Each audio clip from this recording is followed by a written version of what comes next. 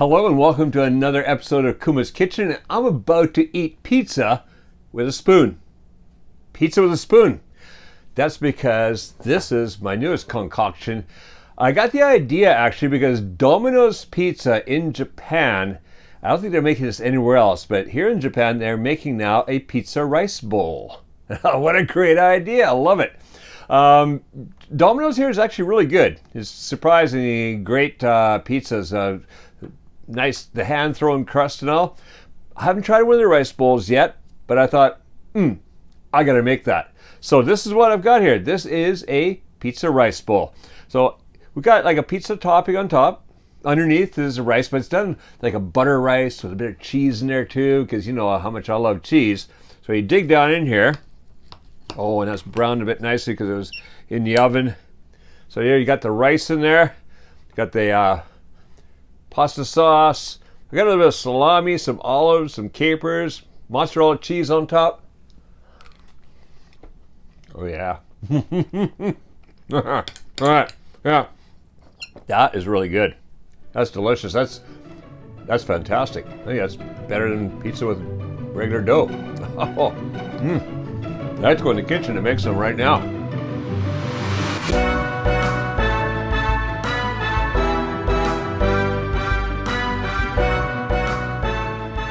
All right, so for our pizza rice bowls, well, here are the ingredients. Over on the side here is, first of all, the rice ingredients. This is going to create the base.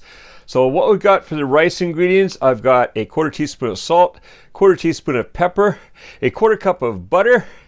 I've got here 2 ounces or 55 grams of mozzarella cheese grated, 1 ounce or 28 grams of Parmesan cheese grated, and then back here 4 cups of cooked rice. Now, if the rice is hot straight from the cooking, that's perfect because then we can bypass this one step here.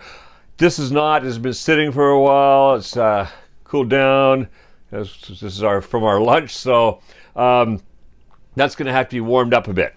All right, so we that in just a second. Let's go over the ingredients for the pizza topping. Now, these are just what I'm putting on here right now. There's all kinds of things. You can change this up. But, well, first of all, across the back, yeah, I would put in, say, 1 cup of pasta sauce. In this case, it's a bolognese sauce from a bottle. I didn't make this from scratch. Sometimes I do, but no time for that. So from the bottle, it's a good thick sauce. About a cup of that. So some kind of tomato sauce. You're going to want about a cup of that to spread over the top. Then over here, I've got 6 ounces or 170 grams of mozzarella cheese. Again, you're going to want about that much cheese. The toppings. This is where you can mix and match whatever you want. In this case, what I've got here right now, I've got 4 ounces or 110 grams of salami. And what I did was I sliced it, about that thick, under 1/8 of an inch, about 2 millimeters, and then chopped it into 4 pieces. So I've got smaller pieces, so it's going to be easy to spread across the top. You could do it in rounds, but since I'm doing my pizza in these smaller pots like this, well, I want small pieces. Then I went and got a 1/2 cup of sliced olives and 1 tablespoon of capers. But like I say, you could try all kinds of things on here. You might want to just put some cooked tomatoes up on top there, like grilled tomatoes or some peppers, whatever. Play around with the toppings. Now, let's get this going. So first thing I want to do, I want to melt the butter, kind of a medium low heat. Sorry, medium high. We don't want to do that. Medium low heat. Now I'm just going to speed that up a little bit by moving it around with the wooden spoon, and that should be ready in just a minute. All right, by skating the butter around over top of over the bottom of the pan, what's this? Top, bottom? At the bottom of the pan, kind of speed up the melting, so that's ready to go. Let's get rid of that. Throw the salt in there. Throw the pepper in there. Mix that in a bit. Now I'm going to chuck in that rice. All I want to do, something at the bottom, a little smoke coming out of there. All I want to do is warm up that rice a bit. Get in there, sticky Japanese rice. All right, so what I'm going to do, break it up, get that butter mixed into there.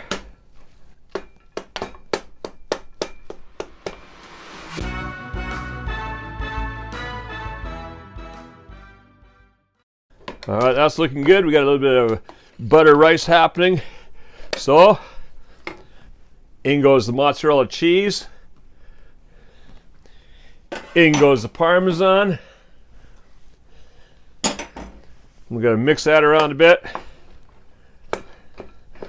All I want to do is just get that melting a little bit. Start combining together. So it's mix and mix till looking pretty good. Doesn't have to be perfectly melted because, well, it's going in the oven. So I just want a little bit. Basically, all I want to do is make sure that I've got the Parmesan and the mozzarella mixed throughout. All right, that's good enough. I'm going to take that off the heat. Now, let's put this over here out of the way. What I've got now, you could use oven-proof bowls. That'd be perfect, but I don't have any oven-proof bowls, so I'm using these. Oh. I can't remember what these are called in English, actually. We call them kokoto pot in Japanese. But you know, they're the kind that you make like a creme brulee or a souffle, little souffles or whatever. Perfect size for this. So I've got 6 of them. If you're doing bigger bowls, you could probably do this in 2 bowls.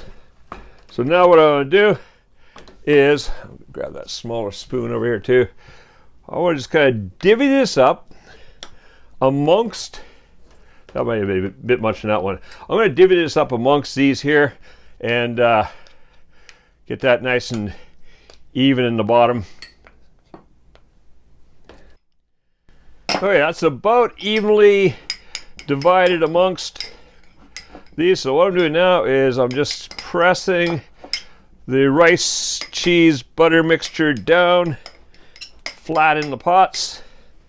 I want to get that kind of even. I might still have to move a little rice to another one to get the same amount. You can see here whether we're going to have, we're pretty close. So as long as it's close, we want about even, so it's even cooking when it gets in the oven. All right. That's about even. That's good enough. So now we're going to take the tomato sauce. Let's just mix that together a bit, make it even. Just a little juiciness around the edges there. All right, and again with that, we just want to divvy it up amongst the different pots. Or I say if you got doing it with bowls, different bowls.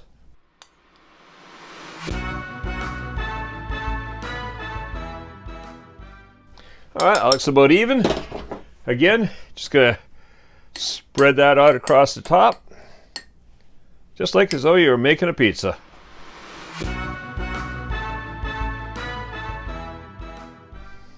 All right, now we come to 2 different camps of pizza making. Some people like to put all the cheese at the bottom and have the pepperoni, salami, whatever sitting on top. I like to have a little bit underneath the cheese too. So what I do is kind of about half. Put a little layer down first of mozzarella cheese.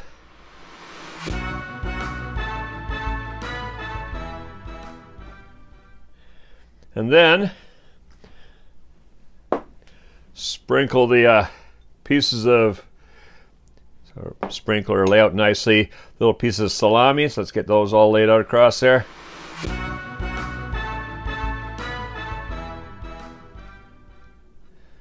All right, well that's pretty well just about even.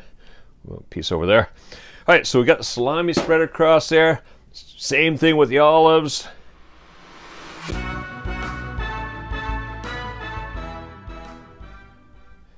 All right, olives are looking kind of even, right? Capers. I don't know, if you don't like capers, that's okay. You don't need to put any on. I love capers. I don't know, there's something about the flavor of capers. Oh, that one's gonna get a little shorted. Let's get a couple over there. All right, that's pretty even, somewhat. And then the cheese, the rest of the cheese on top.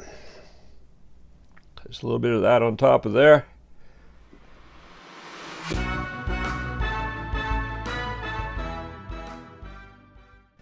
All right, I think we're a bit heavy on that first one, so just got to even that out a little bit. Spread the cheese across the top. This guy got shorted a little bit over here. There we go. All right, that looks about right.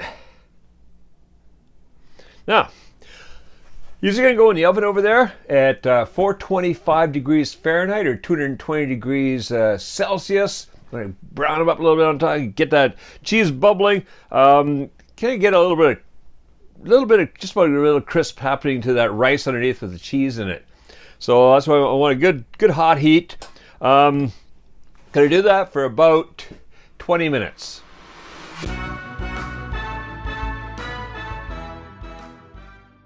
All right, so those have been in there for 20 minutes. You got the cheese is melted. Got just a little browning around the edges there. Mwah, that is looking absolutely fantastic. Get a spoon, dig in, dinner is ready. All right, if you like this recipe, well, stick around and check out all the other original Kevin Riley recipes here on the Kuma's Kitchen channel. And make sure you're subscribed and you click that notification bell because you don't want to miss any coming out every week, a new and exciting, interesting, whatever, some kind of fusion recipe. All right, now go make these and make cooking fun again with Kuma's Kitchen.